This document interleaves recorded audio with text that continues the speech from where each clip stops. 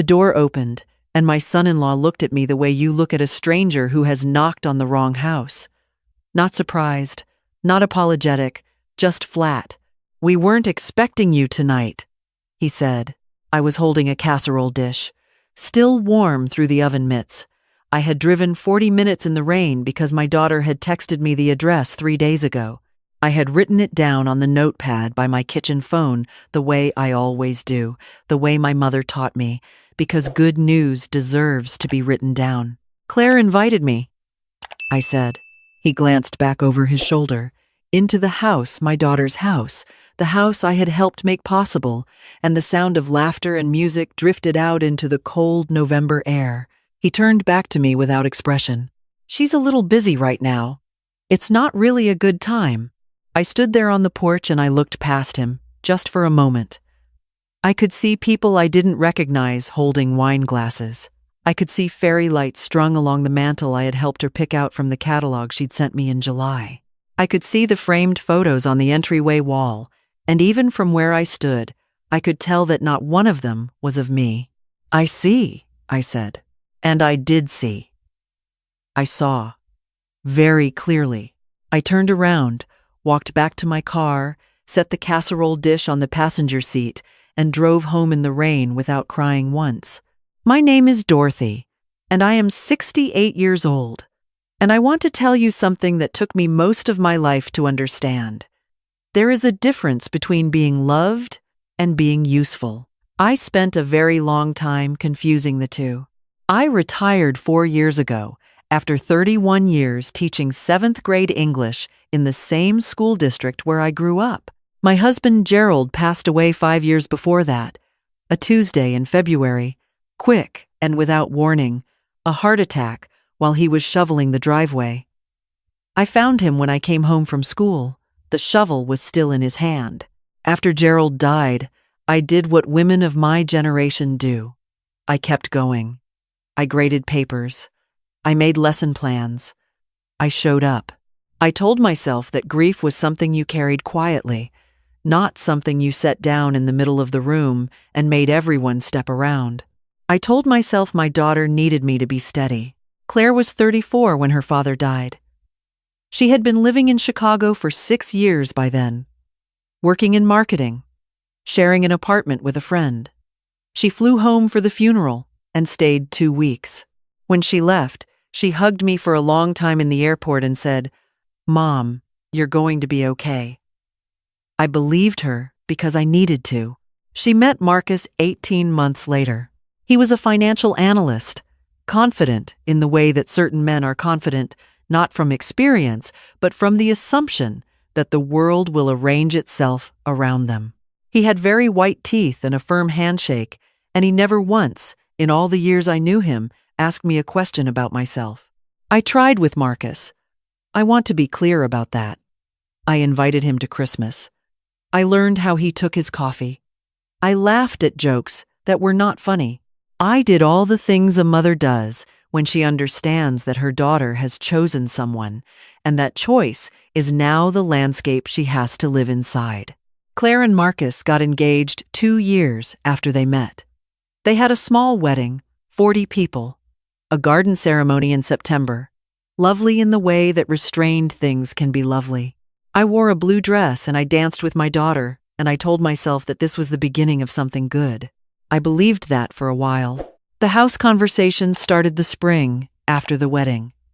Claire called me on a Sunday morning, her voice carrying that particular brightness that means she wants something. She told me she and Marcus had found a place. A 3-bedroom colonial in a suburb north of the city, good school district, big backyard, the kind of house you raise children in. She said the market was brutal. She said they were putting in an offer that week. She said, and here she paused in the way that I had learned to recognize over 34 years as a mother, the pause that means what comes next is the real reason for the call. "We're just a little short, Mom." Not a lot. Just enough to make the down payment feel manageable. I asked her how much. She told me. I was quiet for a moment. It was a significant number. Not everything I had, but enough that it would mean something. Enough that I would need to be careful afterward. "I'll think about it," I said. I thought about it for 2 days. I thought about Gerald, who had worked overtime for 20 years so we could pay off our own mortgage by the time we were 50. I thought about the savings account I had built slowly, carefully, the way you build anything that has to last a little at a time, with patience, without expecting applause. I thought about what it meant to give a child something real, not a card with money in it, not help with groceries, something that changes the shape of their life. I called Claire back on Tuesday and told her yes. I drove to Chicago that Friday. We went to the bank together, Claire and I signed the paperwork, and I watched the money leave my account, and I felt something I can only describe as rightness. This was what the money was for. This was what I had been saving toward without knowing it, the moment my daughter would have a home of her own, something solid and permanent that no one could take away from her. She hugged me in the parking lot and said, "Mom, I don't know how to thank you." "You don't have to thank me," I said. "That's not how this works." She wiped her eyes. I genuinely thought that we were standing in the middle of a good story. The closing was in June. I wasn't invited, which I told myself was a practical matter. Closings are tedious. There's no reason for an extra person to be there. Marcus probably handled it efficiently, and that was fine. I sent a card with a small additional check for whatever first expenses came up. New locks, maybe, or a piece of furniture they needed. Claire texted a thank you emoji and a heart. They moved in over the 4th of July weekend. I offered to help. Claire said they had it handled, that they'd hired movers, that it would be chaos and she didn't want me to deal with the chaos. I said, of course, I understood. I sent a housewarming gift instead. A set of good kitchen knives and a cast iron skillet, because those are the things a kitchen needs, the things you use every day, the things that last. She texted, "So thoughtful. We love them."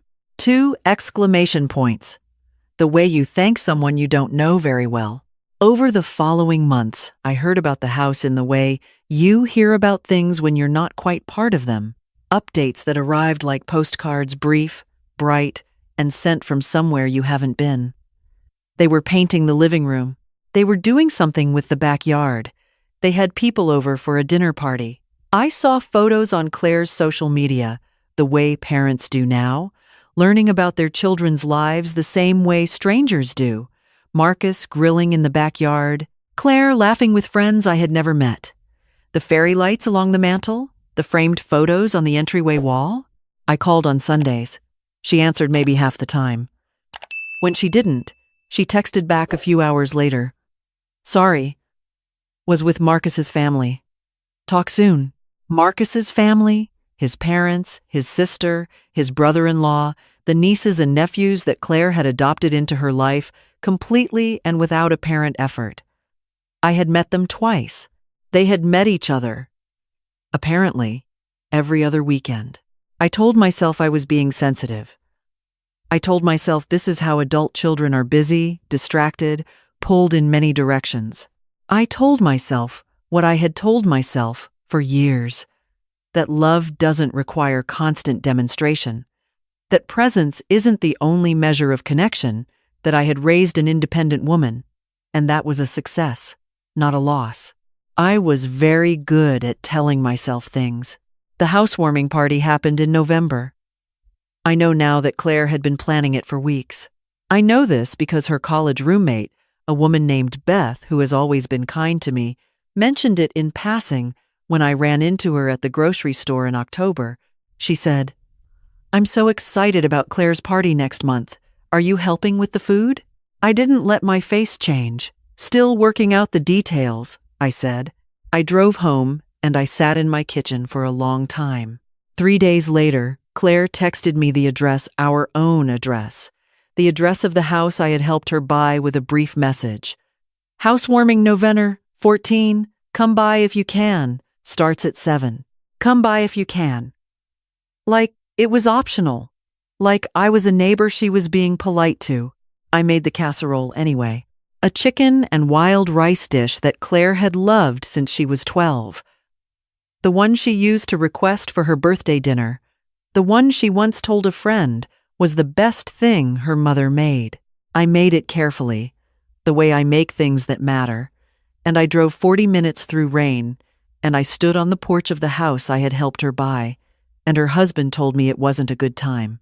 I drove home in the rain. I put the casserole in the refrigerator. I sat in Gerald's armchair. I have never been able to think of it as anything other than his, even now, 5 years later, and I sat there for a very long time in the dark. I was not crying. I want to be precise about that. I was doing something quieter than crying. I was finally, after years of telling myself things, letting myself see clearly. The thing about clarity is that it doesn't arrive with fanfare. It doesn't feel like a revelation. It feels more like remembering something you always knew but had been too busy to think about. Sitting in that chair, in the dark, in the quiet of the house where I had lived for 30 years, I understood something simple.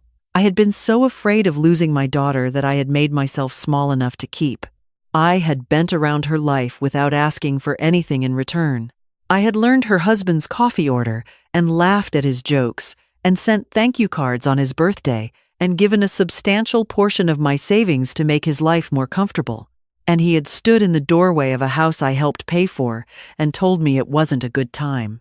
I did not feel angry that night. I felt something more like the absence of confusion, like a room where someone has finally turned on the light. The next morning I called my attorney. His name is Robert, and he had done Gerald's estate work, and he was a good man who got to the point without wasting anyone's time. He had an opening on Thursday. I also, that same morning, called the charitable foundation affiliated with my school district, the one that gave scholarships to students who needed them, the one I had donated small amounts to for years. I asked them what the process looked like for a more substantial contribution. Then, I made myself a cup of coffee, and I sat at my kitchen table and I wrote a letter to my daughter. Not an email, a letter. On paper, the way I had written things my whole life before the world decided that nothing important enough to say on paper anymore. I wrote clearly and without bitterness. I told her that I loved her. I told her what had happened on the night of November 14th, in case she didn't know, in case Marcus had not mentioned that her mother had driven 40 minutes in the rain and been turned away at the door. I told her that I had been thinking carefully about the kind of relationship we had built over the past few years and the kind of relationship I deserved to have. I told her that I had updated my will, that the money I had expected to leave her, the remainder of the savings account, the value of the house, would now go to other places, that this was not a punishment and not an ultimatum, that I was simply, finally, making decisions about my own life that were honest about my circumstances. I told her I would always be available to her if she wanted a real relationship, that I was not closing any doors, but I was done holding them open forever while she stood on the other side deciding whether to walk through. I sealed the envelope. I put a stamp on it. I drove to the post office and mailed it myself, which I realize sounds small but felt, in the moment, like something she called on a Tuesday, 11 days later. I was in my garden. I had started a small winter project clearing out the beds along the south fence, the ones I had let go a little in the years after Gerald died, because tending them alone felt too much like talking to myself. But I had bought bulbs in October, tulips and daffodils and a few hyacinths, and I wanted to get them in before the first hard frost. My phone buzzed in my jacket pocket. I looked at the screen. I let it ring. She called again that evening. This time I answered. She sounded, I want to choose the right word, contracted, like something inside her had pulled tight. She said she had gotten my letter. She said she needed to understand what I meant. She said she hadn't known about Marcus turning me away at the door, that she had been in the kitchen, that she would have wanted me there. I listened. I let her speak. When she finished, I said, Claire, I believe you didn't know. I also need you to understand that I have spent several years accommodating a situation that has made me feel like a stranger in my own daughter's life. I'm not interested in placing blame. I'm interested in being honest. She was quiet for a moment. Then, Mom, what do you want from me? And I thought about that question. I thought about how many years I had never asked it of myself. I thought about the casserole dish on my passenger seat, still warm, on a rainy November night. I want you to decide what kind of relationship you want with your mother, I said. Not what's convenient. Not what works around other things. A real decision, made intentionally. I'll be here when you make it. I said goodnight. I hung up. I went back to my garden. I want to tell you what happened in the months that followed, because I think it matters. I enrolled in a watercolor class at the Art Center 3 blocks from my house. I had always meant to do something like this. Gerald had been the painter in our family, nothing serious, just oils on the weekends, landscapes mostly. But he had this way of looking at ordinary things as though they contained something worth slowing down for. After he died, I couldn't look at his paintings for almost 2 years. Then one day I could. Then one day I wanted to make something myself. I was terrible at watercolor for several months. My instructor, a retired art teacher named Maureen, told me I was fighting the paint. Let it be what it wants to be, she said. Your job is to work with it, not against it. I wrote that down in my notebook, and I thought about it for days, the way I used to think about a line from a poem. I also started walking. An hour every morning, the same route through the neighborhood, past the park, around the small reservoir at the edge of town.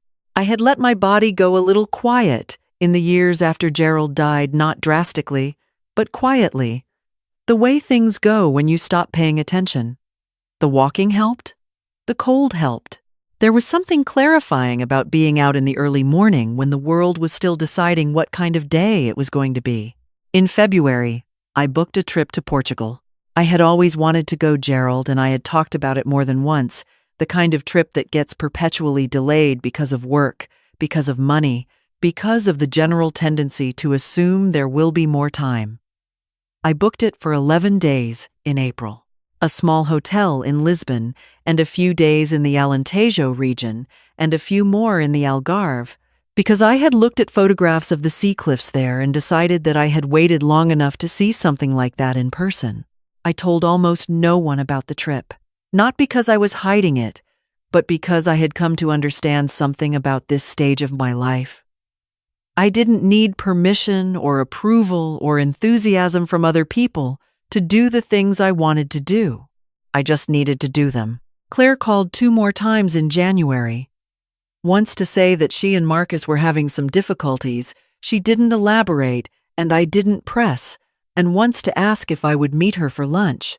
Just the 2 of us, she said. She knew a place in my town. We met on a Wednesday. She looked tired in the way that people look tired, when the tiredness comes from somewhere internal. We ordered sandwiches. We talked about small things for a while, her work, my class, the weather, the way conversations go when 2 people are circling toward something larger. Finally, she said, Mom, I didn't handle things well. I put down my coffee cup. I waited. I let Marcus make a lot of the decisions about our life, about who was in it, what things looked like. I told myself I was just keeping the peace. I think I was just being a coward. I looked at my daughter across the table. She was 38 years old, and she had Gerald's eyes and my stubborn jaw, and she had been the best thing to happen to me in a life that had given me many good things. And sitting there, I felt the complicated, specific ache of loving someone who has hurt you and being unable to stop. I know you love me, I said. I have never doubted that. Then why does it feel like I've been treating you like you don't matter? I thought about how to answer that honestly. I think you got comfortable, I said. I think you knew I would always be there. So you stopped thinking about whether you were actually showing up. And I think I let you because I was afraid that if I asked for more, I would get less. She was quiet for a long time after that. Outside, a woman walked by with a stroller. A delivery truck idled at the corner. I'm seeing someone, she said finally. A therapist. I'm trying to understand some things. I'm glad, I said. And I meant it. We talked for 2 hours. We didn't resolve everything, I want to be honest with you, because I don't believe in the kind of story where a lunch clears 20 years of accumulated misunderstanding. But we talked, really talked, the way we hadn't in years. She asked me about Portugal. She asked me about Gerald, things she had never asked before, maybe because she had been too young when he died to know what questions to ask. I told her about the morning I found him, which I had never fully described to her because I had wanted to protect her from it. And then I realized, sitting there at 58 months past his death, that she was 38 years old and she didn't need protecting from the real story of her father's life. She cried a little. We hugged in the parking lot. She held on for a long time. I want to do better, she said into my shoulder. I know, I said. I'm going to let you try. I want to tell you about Portugal, because I think it belongs in this story.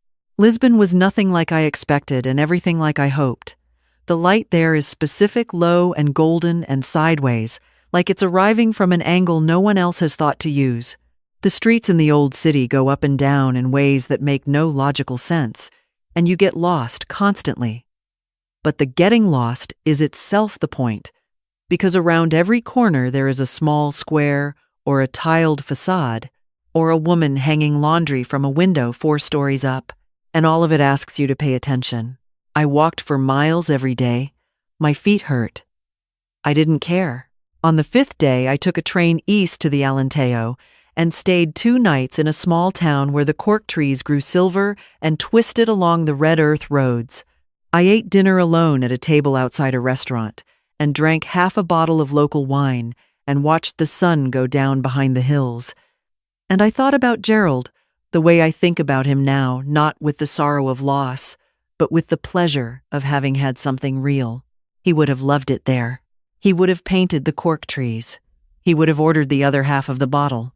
On the last morning in Lisbon, I sat in a cafe and opened my watercolor kit. I had brought a small travel set, half as a joke to myself, and I painted the view from my table, the narrow street, the tiled building across the way, the pale yellow of the morning. It wasn't good. My instructor, Maureen, would have had notes, but it was mine, made with my hands, on a morning I had chosen for myself. I have it framed now, above the desk in my study. Small and imperfect and more mine than almost anything I own. Marcus and Claire separated in March. Claire called to tell me, and I listened. And I said the things that were true, that I was sorry for her pain, that I was available, that this was her life to navigate and I would be there without judgment. I did not say anything about Marcus. There are moments where silence is not avoidance, but respect. And I had learned, finally, to know the difference. She came to stay for a weekend in April, while I was still unpacking photographs from Portugal. She slept in her old room for the first time in years, and on Saturday morning, she came downstairs in one of Gerald's old flannel shirts, which she had apparently retrieved from the cedar chest in the spare room, and we made breakfast together, the way we used to, when she was in high school, eggs and toast and good coffee. Nothing complicated. She sat at the kitchen table while I cooked and she said, I've been thinking about what you said, about being afraid that asking for more meant getting less. And? I said, I think I do that too. I think that's why I let Marcus run everything. I thought if I didn't make demands, he would stay. I put the eggs on the plates and I sat down across from her. He stayed, I said. He just didn't show up. She thought about that. Yeah, she said quietly. Yeah, that's exactly right. We ate in the kind of comfortable silence that takes decades to build. Outside, the garden was coming up the bulbs I had planted in November. The ones I had worked in on the morning Claire called the tulips that had spent the winter underground doing what they needed to do and were now pushing up through the cold soil, because that is what growing things do when you give them time. After breakfast, she helped me with the dishes and she told me about the therapist and the things she was working through, and I listened without advising, which is perhaps the hardest thing a mother can learn to do. I asked questions when she paused. I refilled her coffee. When she left on Sunday, she hugged me at the car and said, "Mom, can I come back next month?" "You can always come back," I said. "The door is open." She drove away, and I stood in the driveway for a moment before going inside. It was a bright April Sunday, and the tulips along the south fence were red and yellow and intensely alive, and I thought, this is what it looks like when things take the time they need to take. I have been asked, since telling parts of this story to friends, whether I regret the money, whether I wish I had kept it, protected it, made different choices. And I want to be honest with you, the way I have tried to be honest throughout. No, I don't regret the money. The money was not the problem, and withholding it would not have been the solution. The problem was something older and simpler, the habit of making myself dispensable in my own life, of treating my presence as something that needed to be earned constantly and could be revoked at any time. What I changed was not the money. What I changed was the understanding that my love, my time, my energy, myself, these things have value. Not because I have demanded they be valued, but because they simply are. A river doesn't stop being a river because someone fails to notice it. But it also doesn't reroute itself around people who have decided it's inconvenient. I am 68 years old. I wake up in the mornings, and I go to my watercolor class, and I walk around the reservoir, and I tend the garden that Gerald and I planted together 30 years ago, and that I have kept alive, one season at a time, through everything. I talk to my daughter on Sundays now. She calls.